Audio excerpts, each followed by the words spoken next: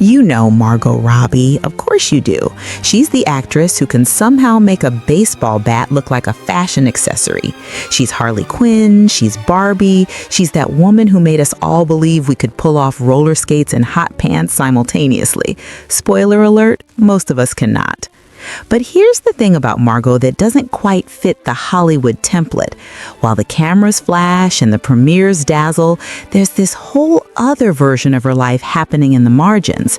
A life that involves a husband most people couldn't pick out of a lineup, a refreshingly normal approach to fame, and a production company that's quietly changing the game. So, grab your metaphorical surfboard because we're diving into the surprisingly grounded world of one of Hollywood's brightest stars. The Australia years. Let's rewind to 1990, Dalby, Queensland. Population roughly 5,000 people who all probably knew each other's business by Tuesday. Margot Elise Robbie entered the world on July 2nd, and if you're picturing some glamorous origin story involving red carpets and champagne, pump the brakes. Her mom, Sari Kessler, was a physiotherapist. Her dad wasn't particularly present in the picture. Margot grew up in a single-parent household with 3 siblings, which means the childhood home was probably equal parts chaos and creativity.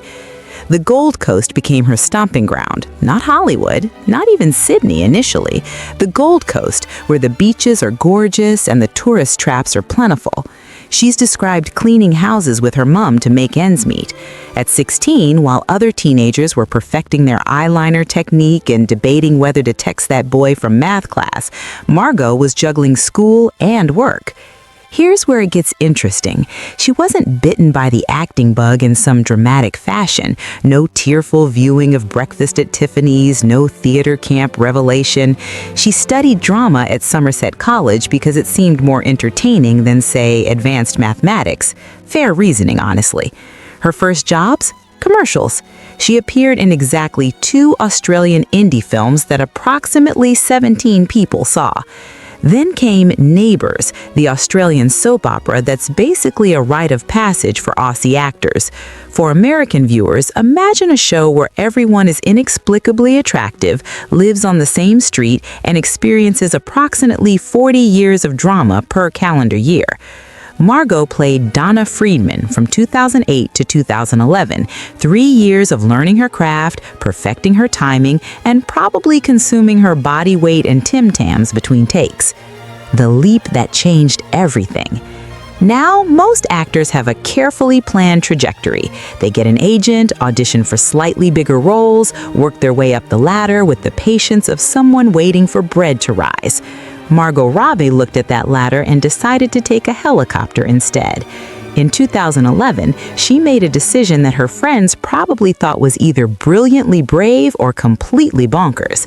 She moved to Los Angeles with a suitcase full of ambition and approximately $700 in her bank account. $700 in Los Angeles, where a sandwich costs $15 and comes with a side of existential dread about rent.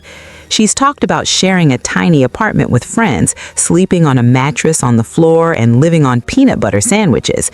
The glamorous Hollywood dream, ladies and gentlemen. But then came the audition that changed everything. The Wolf of Wall Street, Martin Scorsese directing, Leonardo DiCaprio starring, the kind of opportunity that makes agents wake up in a cold sweat thinking, please don't let my client mess this up. The role was Naomi LaPaglia, the Brooklyn-born wife of Jordan Belfort. During her audition scene with DiCaprio, the script called for a kiss. Margot made a choice, a bold, possibly career-ending choice. Instead of the scripted kiss, she slapped Leonardo DiCaprio across the face. Let that sink in. She slapped Leonardo DiCaprio, the man who survived the Titanic, the man who finally won an Oscar for sleeping in a horse. She slapped him during an audition. Scorsese loved it, DiCaprio loved it. She got the role. Sometimes fortune favors the audacious. The film exploded in 2013, and suddenly Margot Robbie wasn't just another pretty face trying to make it in Hollywood. She was the actress who could hold her own opposite industry giants, who brought complexity and fire to roles that could have been one-dimensional. The man behind the scenes. Now, let's talk about Tom Ackerley. If you just said who out loud, you're not alone. That's kind of the point. Tom is a film producer and assistant director, British, handsome in that understated way that doesn't require a personal trainer and a team of stylists. He met Margot in 2013 on the set of Suite Française, a World War II drama where he was working as an assistant director. They became friends first, actual friends, the kind who hung out in groups and didn't immediately fall into a whirlwind romance montage set to an indie pop song. They were both living in a house in London with a bunch of other friends. Very Big Bang Theory, but with better accents and worse central heating. Somewhere in all that shared living space and takeaway curry, friendship shifted into something more. They started dating in 2014, keeping it refreshingly low-key. No paparazzi-tipped restaurant appearances, no Instagram official declarations with sunset photos and carefully crafted captions. In December 2016, they got married, not in some exclusive Italian villa with doves and a 12-tier cake. They had a private ceremony in Byron Bay, Australia, barefoot on the beach by most accounts. Her dress was reportedly by an Australian designer, understated and elegant. The media found out after the fact. Imagine that, a celebrity wedding where the first tweet wasn't from a guest looking for likes.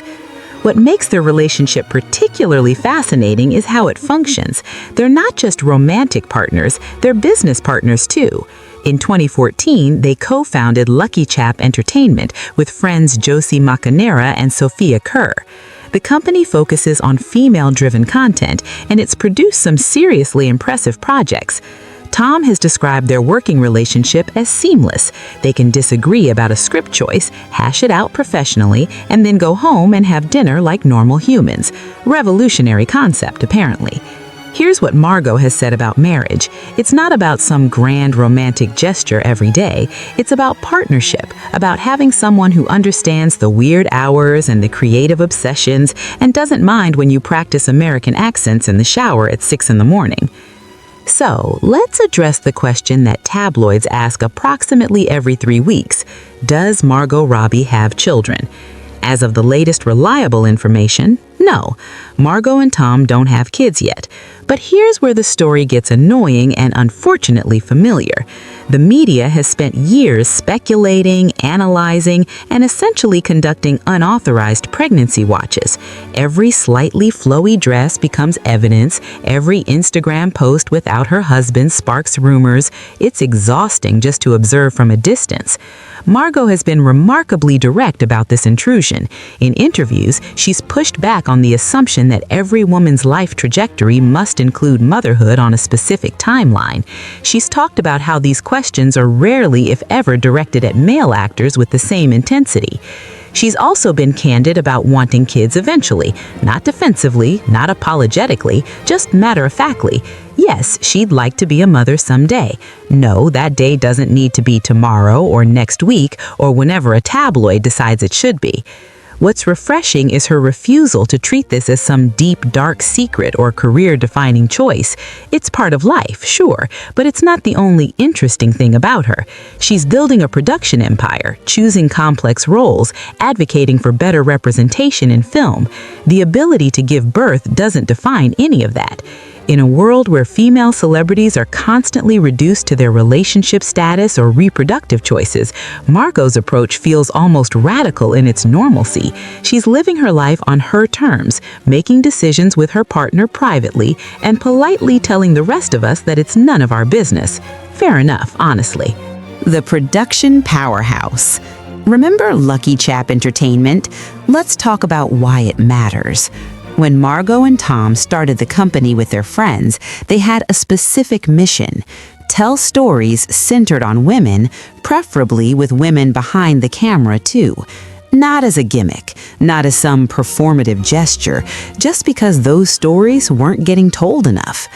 The results speak volumes. Lucky Chap produced I, Tonya, the biopic about figure skater Tonya Harding that earned Margot an Oscar nomination. They produced Promising Young Woman, which won Emerald Fennell an Academy Award for Best Original Screenplay. They produced the Hulu series Dollface, and of course, they produced Barbie, which became a cultural phenomenon and one of the highest-grossing films of 2023. Here's what's clever about their approach. Margot doesn't star in everything they produce. She's not using the company as a personal vanity project. She's genuinely interested in elevating other voices, other perspectives. Tom works as a producer on most of their projects. He's described his role as finding the scripts, developing the relationships with directors and writers, handling the logistics that make productions actually happen. Margot focuses more on the creative development and obviously sometimes stars in the films. They work from a production office that's apparently decorated like someone's really cool living room rather than a sterile corporate space. There are photos of them in meetings looking remarkably normal. Jeans, sweaters, coffee mugs, not a power suit in sight. This is how they've built their life together, not with separation between work and personal time, but with integration. They're creating a partnership that functions on multiple levels, and somehow they make it look almost easy. The key word being almost. The real Margot. So who is Margot Robbie when the camera stopped rolling and the premieres end?